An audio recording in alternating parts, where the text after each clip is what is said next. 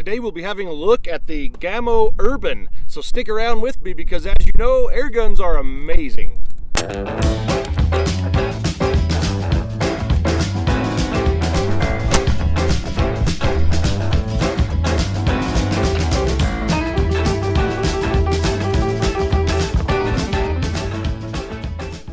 Well, let's start with just a quick overview of the rifle. As I said, this is the Gamo Urban, or Gamo, depending on your pronunciation. It is a PCP air rifle in .22 caliber. Starting at the back, let's just walk through it. It's got a nice rubber butt pad, and recoil's not an issue, but it's nice, good traction on your shoulder. Good high cheek, which is nice. I like that, especially when I'm using a somewhat of a high scope mounting ring there. It's got this green stripe around the back here, and I'm told the green means that it is a go for hunting. And if you don't like the look of that green band on your gun, it is actually just a rubber O-ring. You can pull it right off, no big deal. Coming up here, you can see it is a bolt action rifle. If I pull this back, I'll show you it has a 10-round magazine and this manual safety right in front of the trigger. Holding the bolt back, I can pull the trigger and decock the gun without wasting air. I love that feature on an air gun. Synthetic stock, actually. Barrel band up here for stability. It's got a nice big Gamo moderator on it, and only available in .22 caliber. Right up on the front you can see there is the air gauge, and when this dust cover is pulled off, it reveals that there is a port there where you can put your fill probe and fill the gun up, and I'll go through that procedure in just a moment. Well, that is the gun, and on top of it I have got a Hawk Vantage 3-to-9 power by 40mm objective lens with the adjustable objective up here on the front. So why don't we get the gun aired up? Now, this Gamo Urban is extremely hand pump friendly, but I prefer not to do it that way because I have a tank. I'm going to remove the dust cover, revealing where the fill port is. The gun comes with this fill probe, where it's a probe on one end and then this male Foster fitting on the other. So I can just attach that to the female end on my tank. And I don't love that, to be honest. I prefer when the gun itself just has a built-in male Foster fitting, like on my Benjamin Marauder. But it is what it is, I suppose. So I'll just put that right into the gun. Make sure my bleed valve is closed on my tank.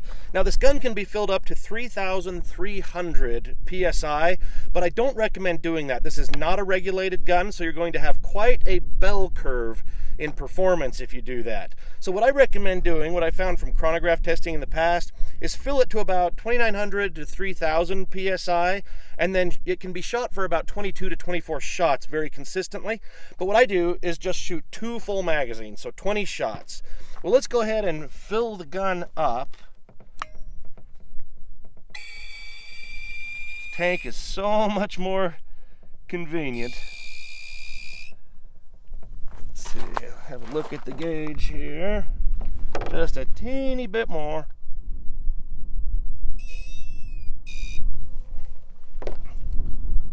That's right where we want to be, right about 3,000. So I'll bleed off that tank, remove the probe, dust cover goes back on, and we're ready to move on. Now let's get this magazine filled up with 10 pellets, and the pellets that this gun seems to shoot the best with are these Crosman Premier domed hollow points, 14.3 grains, and that is very fortunate because Crosman Premiers, as you may know, are very cheap. Now, this side of the magazine with the yellow dot on it is the back, so the pellets will be going in that direction. There's a little O-ring inside it to help keep them from falling all the way through.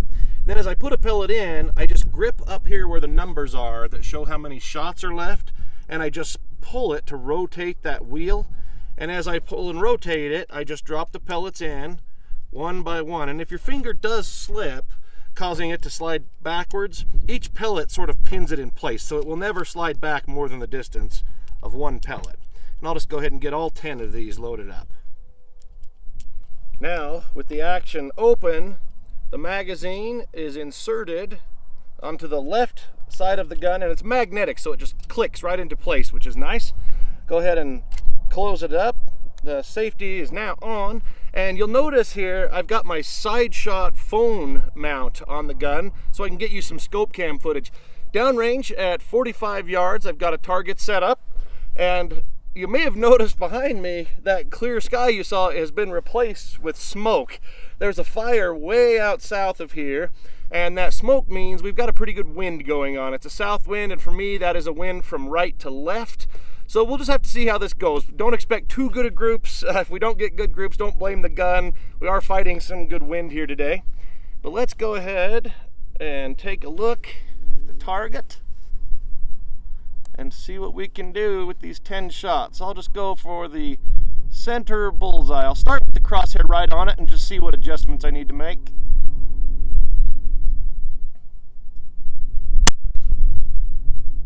It's actually pretty close, maybe inch and a half low, and just slightly to the left. Wind didn't push it as much as I thought it would. Let's try another one. Oh, the wind's gusting now. Oh, really blowing my target too. Push that one a little more.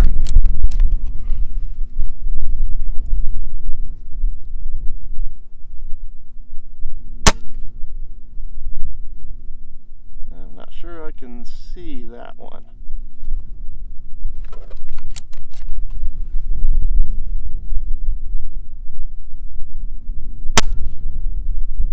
Okay, that one got pushed again, but pretty close to the other one.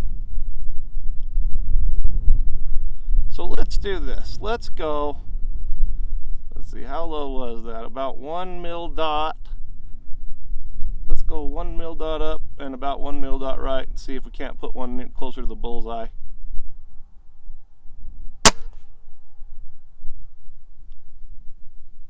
I'm not sure I see that one either. Maybe you did in the video. Oh, the wind's calming down. I'll move over just a little bit. Okay, that one had the right elevation. Oh, there we go. Had my bolt stick a little bit on me.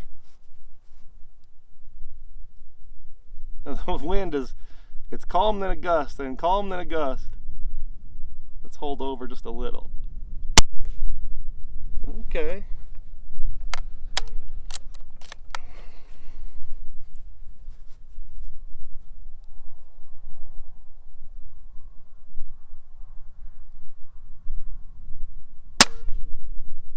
Again, just trying to hold correctly for that wind.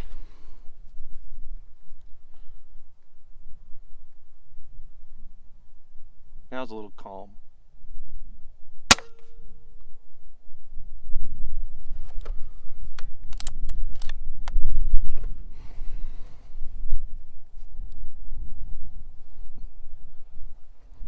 That may have been the last shot, or either that or this is. Let's just see what happens.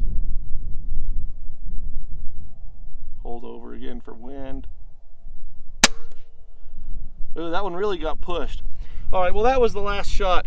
And you may have noticed I was fighting with the bolt a little bit back here. That's one thing I will say negative about this gun. This is held on with an Allen screw, and every once in a while that comes a little loose on me. Now, as long as you pull some pressure on it when you turn, you can still get it to function, but it might be a good idea to make sure you keep an Allen key with you if you get one of these guns, but otherwise, it cycles just fine. Let's go have a closer look at that target.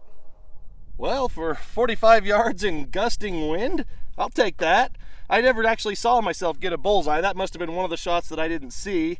And then it looks like there are a couple that pretty much share a hole, so that may have been another one that I didn't see through the scope. But anyway, we're only talking, inch and 3/4 of a group, maybe. Maybe close to 2 inches, but at 50 yards in this wind, I mean, I'll take it for a little entry-level PCP. And just how entry-level was it? That gun is about $300 normally. I bought it on Amazon, and they had a deal going where if you sign up for Amazon's credit card and get approved, you get $125 off. I got that Urban for $175. So that's something that I would probably recommend. Just remember to keep that Allen key with you. Well, why don't we go back now, and I'd like to fire just a few shots over a chronograph and see what kind of power it gets. Okay, I've got the gun reloaded. I've got the chronograph right in front of me, and I've got it hooked up to the Caldwell Ballistic Precision app, because this is the Caldwell Ballistic Precision chronograph, and I'll put a link to this stuff down below, including the table I'm shooting on, if you're interested in having this equipment. Now, it's so close I don't even really need to look through the scope. We'll just go ahead and get it loaded up, or get one into the barrel here, and let's just see what kind of numbers we're getting. We've got that running. First shot. 872 feet per second. That's pretty good for a very inexpensive 22 caliber air rifle. Let's go ahead and try another one. 879. I am struggling still a little with this bolt handle. Remember to keep an Allen key with you when you shoot an urban. 891. There we go. 873. Remember, this gun's not regulated, but the way I filled it up to only 3,000 and only using 2 magazines, it is pretty consistent. That one is 878. Last shot. Oh, the one before that was apparently the last shot. That was just a puff of air. That is another down thing, is that this will not lock the bolt open on empty, so it will let you waste air. And right now it's cocked. I'm just going to pull it back, decock the gun, and put it on safety. Now, in closing, just some final thoughts about this Gamo Urban. You saw I had a couple of struggles with it. One is just that it has that bolt that can come a little bit loose, because again, they've just got a little Allen screw right there. I think some Loctite is going to fix that up just fine, and I'll definitely revisit this gun in a future video. We'll do a part 2 and see if the bolt's working better. Some other things on it that I don't like. One is the location of the gauge. I don't like that it's right in front. As you may have noticed when I checked it earlier while I was filling, I have to get my face pretty much right up there at the muzzle, which is not ideal, but it's the only way to check the air pressure on the gun, and because I don't want to just rely on the gauge on my tank. So I wish that was somewhere else, maybe down on the bottom like on a Benjamin Marauder. Although I do even have an FX air gun that did the same exact thing. Another thing I'll say on the negative side is the trigger. Right now the trigger's working pretty well, but I did have to adjust it. Now, it's an adjustable trigger, but the screw that's inside of it is just too short to make any real adjustments. So I took that screw out and replaced it, and I'll put a link down in the description below on where I got that screw. Very inexpensive. I think I got 5 of them for about $2. So not a big worry, really.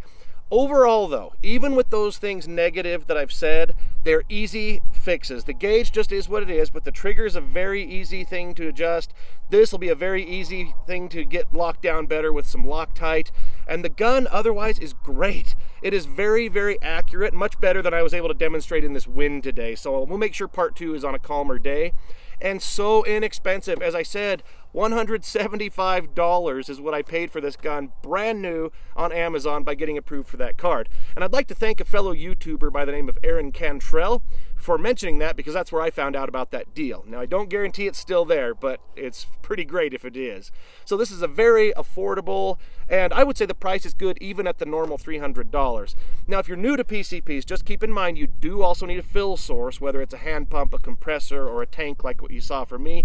So there's an upfront expense, but then shooting is just dirt cheap and so much fun. So if you don't have an air gun, head out and get one. That's why I call my channel Air Guns Are Amazing. Everybody should be shooting these things. They're just so great. Well, I hope you enjoyed taking this look today at the Gamo Urban with me. Please click that like button down below and subscribe to the channel so you can see more videos, and look in the description to see where to find me on social media. Thank you so much for watching.